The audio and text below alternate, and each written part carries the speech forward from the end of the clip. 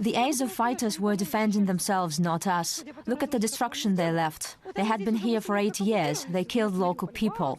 One man had his throat cut by one of their members. He had a daughter. She is 7 or 8 years old. They beat people, abducted them with bags on their heads. This is what was left by them. They were running here on the 3rd floor with guns in their hands. Then there were tanks shooting. We were afraid to go to the toilet. Can you turn the camera and show the ground floor? This is the ground floor. This was my flat. The first shell hit my room. I barely managed to stay alive.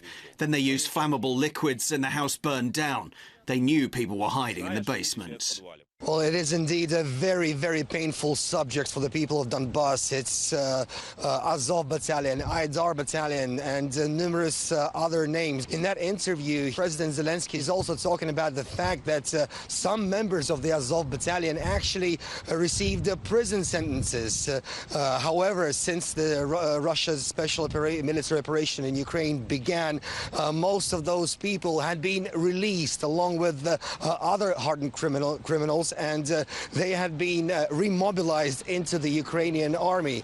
I've been working here for the last 8 years, and I've seen mass graves left by these nationalist battalions as they were retreating from the oncoming Donetsk People's Republic militia. I remember a pregnant woman with her arms tied behind her back, and she was dug up and her hands were tied behind her back, and it was absolutely horrible to watch. Of course, over the last month and a half, the fighting has been taking place in Mariupol. Many of the local residents have also witnessed the atrocities that have been committed by Azov, and they told me earlier as well that that's been happening not just over the last month and a half, but over the last 8 years as well, as they've been stationed there.